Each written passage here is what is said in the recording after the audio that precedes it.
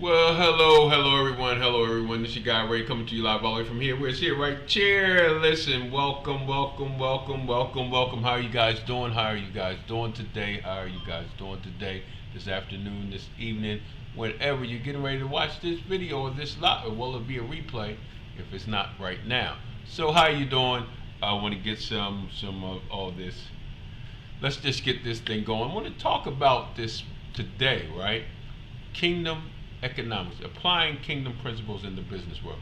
Why is it so crucial? Why is it so important to apply business kingdom principles in the business? Listen, there's like 15, probably more, it's way more, but 15 major companies that are Christian related, that are headed by CEOs. Actually, believe it or not, there's 73% of all CEOs actually reported that they're Christians. Okay, so let me just share a little bit about Silk Incubator / Accelerator Program. We have a couple of divisions. We have our division. We have our Christian Incubator for Christians, where we do everything based on biblicals. We have our other incubation program for everybody, but they're all based on kingdom principles. We just kind of use the Bible more we use the Bible out front more in our Christian incubator. And I want to talk to some of my brethren today. I was talking to Apostle Kayam today. I hope he don't mind me using his name. And we were talking about some successful people who weren't saved, but using, I was stating that, more than likely they're using kingdom principles, right? They are using kingdom principles and being very prosperous, because kingdom principles is not based on saved or unsaved. It's based on using the principles, right? So I want to show a video real quick, right? And then I'm going to give you a list of corporations that are Christian owned, right? Then I'm going to give you some terminologies, and I think y'all saw this before, but I'm going to give you some terminologies of some verses that apply to business, certain things in business. So let's get this thing started. Let me start with this, right? So let's go. And I want to make sure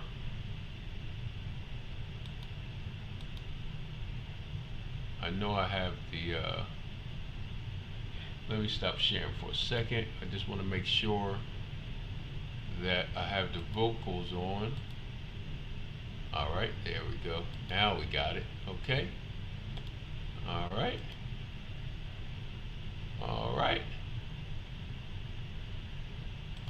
Okay, let's do it now.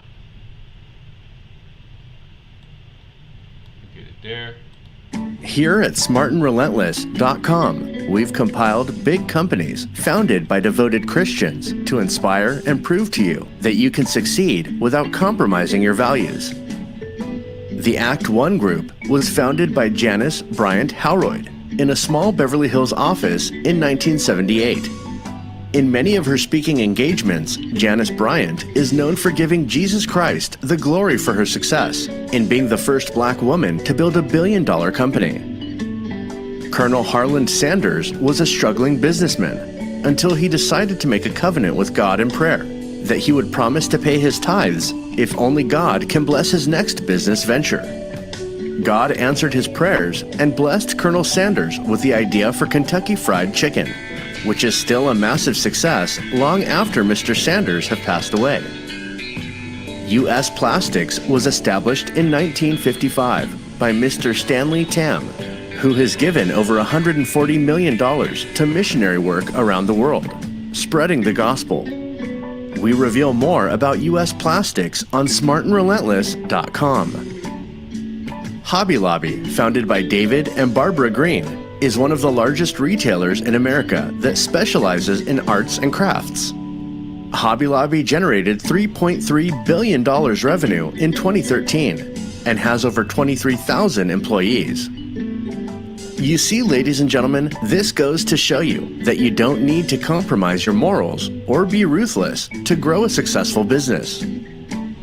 There are many successful Christian leaders The only thing is that they remain low-key about their success. We reveal all these stories on smartandrelentless.com.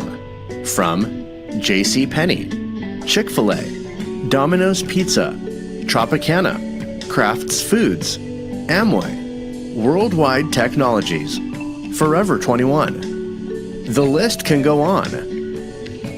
Be inspired right now to make a difference. Visit smartandrelentless.com today. And remember, with God, all things are possible.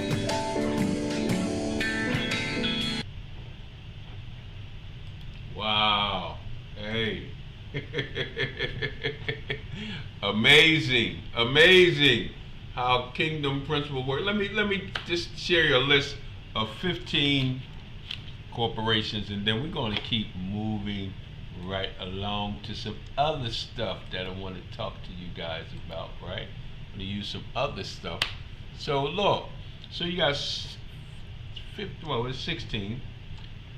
In Burger, Tyson Foods, Chick-fil-A, Alaskan Air, you saw Hobby Lobby, Cookout, Mary Kay, Forever 21, Whole Foods, Marriott, H-E-B Groceries, Wegmans, Interstate Batteries, Terminex, JetBlue, and you're going to be shocked at this last one, Walmart.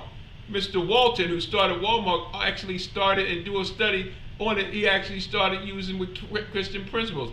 I don't know. I'm just saying. Don't kill the messenger. Don't kill the messenger. Do not kill the messenger. Let me get this over here, right? So we talked the other day when we talked about using kingdom principles. So we're talking about kingdom economics. We're talking about corporations that use kingdom principles. We're talking about even in the corporation when you talk about planning. And I shared this the other day, but I'm just going to run through this real quick. And I'm just going to shoot the verses there. Go back and look at the verses. And it applies to certain things, how kingdom principles actually can allow you to prosper. I'm on a call in the morning. I'm not going to say the name anyway, but it's a whole lot of young millennials, entrepreneurs, who are guiding their businesses and their entrepreneurship through kingdom principles. I'm going to say that again. I guess about 600 people on this call. I don't know the percentage of how many, but the ones that I'm listening to, right? The ones that I'm hearing, the ones that's sharing, are definitely using kingdom principles in their businesses, and those you can see are prospering. We're going to talk about some things, planning. When you talk about planning in business, it's always talking about planning. So what are logistics? What is finance? So if you just go to Joshua chapter 1 verse 11, go to Luke chapter 14 verses 28 and 32. When you talk about legal issues, go to Luke chapter 20 verse 25, Romans chapter 13 verse 3. When you talk about environmental issues, go to Genesis chapter 1 verse 28, go to Proverbs chapter 12 verse 10, go to Ecclesiastic chapter 3 verse 18. When you're talking about investments, innovation, creativity, go to 2 Chronicles verses chapter 26 verse 15. When you talk about excellence, we got to have that spirit of excellence in our business. Go to Proverbs chapter 22 verse 29, and stop loss. Man, we're taking a beating, we're taking a loss. We just can't make this thing. So we need to stop the losing, we need to stop the loss. 2 John chapter 1 verse 8. Let's start talking about managing. When you're doing some managing, how do you be managing your people, managing your business? When you talk about people developing your skills, go to Ephesians chapter 4 verse 1 and 2. Valuing activities, go to 1 Corinthians chapter 12 verses 20 and 21. When we talk about merit of your ways, MERIT, go to Revelation chapter 3 verse 21. Leadership, we're talking about management. How do you do leadership? Proverbs chapter 28 verse 1 to 4. Proverbs chapter 28 verses 1 to 4. Do they understand what to do? Do your employees understand what to do? Do your team understand what to do. Acts chapter 8, verse 30. Communication, connectivity. We got to be able to communicate and connect the dots, and we put them all together. John chapter 15, verse 4. Do not harm your neighbor. Solidarity. You know, that's solidarity. How do you get everybody on the same page? How do you not take advantage of your neighbor? 1 Samuel chapter 25, verse 7. Ecclesiastic chapter 11, verse 2. Generosity. Got to be generous. You make all this money, then we need to build up our communities. We need to be philanthropists. Well, you know what I mean, right? So to build up our communities, build up our cities. Generosity, Ecclesiastic chapter 11, verses 1 and 2, Matthew chapter 10, verse 8. Now let's talk about personal management. Personal management. How do you apply kingdom principles to personal management? When you talk about vision and communication of vision, of course, Habakkuk 2 and 2. Acts chapter 8, verse 30. Self-care. You know what? Let me tell you something. It's almost impossible for your business to grow and you don't grow personally. It's almost impossible to take care of your business if you don't take care of yourself. Self-care. 1 Timothy chapter 4, verse 16. Humbleness. Got to stay humble. I don't care how much money you start making, what you start doing. We have to stay humble. Humbleness. Proverbs chapter 29, verse 23. Respect authority. Respect authority. That means if you're an employee, that means, or if you're working, you respect those that's over you. You respect those that's over you. Romans chapter 13, verses 1 to 5. And excellence, once again, excellence in personal management, excellence. Proverbs chapter 9, verse 10. Passion. You gotta have a passion. Ecclesiastes chapter 9, verse 10. Discipline. You gotta be disciplined in business. Discipline to do the right thing. Discipline with your money. Discipline with your spending. Discipline with your habits. Discipline. Proverbs chapter 5, verse 23. Proverbs chapter 6, verse 23. Proverbs chapter 23, verse 23. Accepting warnings. That means rebuke or anything like that. Listen, people will warn you not to invest in this, not to do this. Accept warnings. Man, it's a biggie. Proverbs chapter 8, Proverbs chapter 9, verse 8. Proverbs chapter 10, verse 17. Proverbs chapter 12, verse 1. Proverbs chapter 15, verse 5. Proverbs chapter 32, verse 32. Proverbs 17, chapter 10. Proverbs chapter 17, verse 10, right? Let me go back. Proverbs chapter 15, verse 5 and verse 32. Proverbs chapter 17, verse 10. Proverbs 27, verse 5. Proverbs 29, verse 11. Accepting warnings. Perseverance. Ecclesiastes chapter 10, verse 10.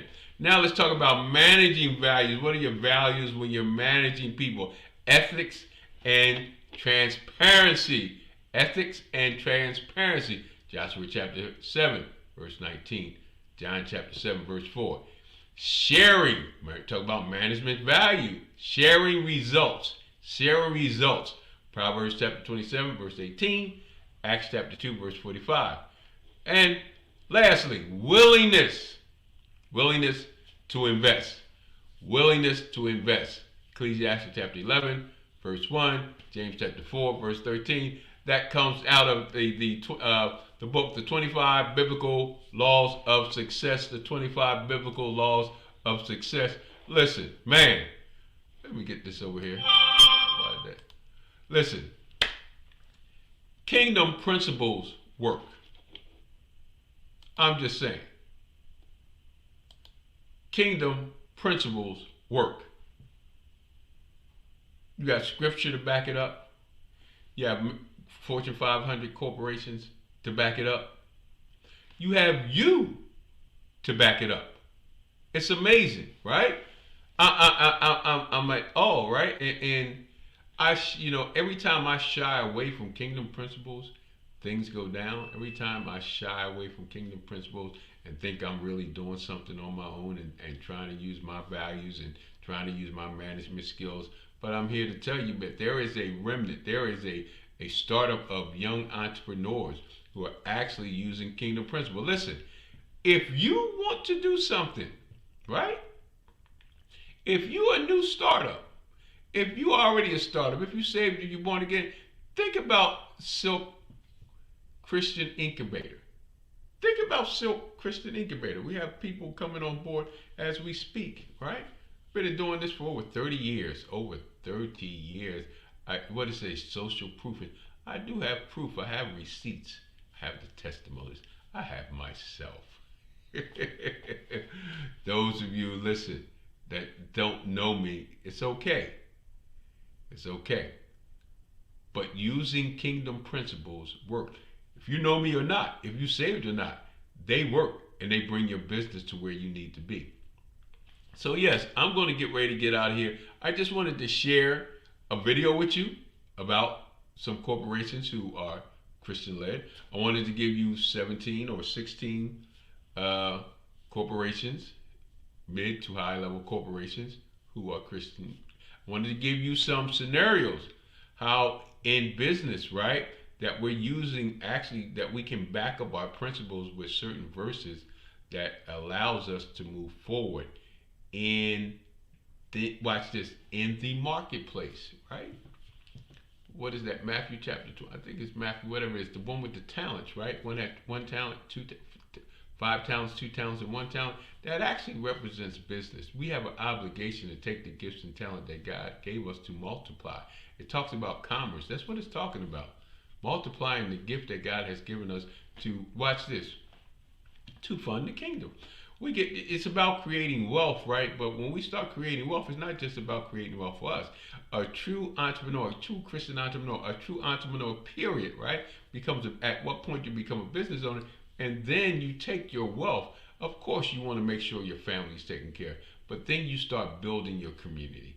Then you start building the educational system. Then you start taking care of the police. What I'm talking about, to be able to change laws, right? To be able to change policies, right? In your community. To change policies in your community because you have the wealth to back it up. Now you can take control of your neighborhoods and who police your neighborhoods. Judges, you get to take care of all that when you create wealth. You can also create community centers and create programs that help the disadvantaged and those that need, So following these certain principles, your structure, your strategy, system, and sales, growing your business, the foundation of your business, understanding that your personal growth, your commitment, your courage, your capability, your consistency, and your confidence. These are the things that you have to use to continue to build yourself as you build your business. Now, I know it's not a lot of people that's going to listen to this. Well, they will. But I do understand. I understand this, right? Share this, like this, notification, and I will continue to keep moving this thing because right now I understand, right, that kingdom principles work for the saved and unsaved. Look, this your guy Ray coming to you live all over from here. Where it's here, right here, right. Cheer! If you want to get more information, don't miss out. We had a powerful workshop this week. If you missed it, it's okay. Go to our YouTube channel, Silk Financial Network, and check it out. Check out some of the videos. Make sure you subscribe. Make sure you subscribe and hit the notification button so you can see when we're coming out. All right, look, this your guy Ray coming to you live all the way from here. Where it's here, right? Cheer! And look, like we always say here at Silk Financial Network, and which is under the umbrella of Exodus House LLC. God loves you, and I love you, and guess what? Ain't nothing you can do about it. Peace out. Holla!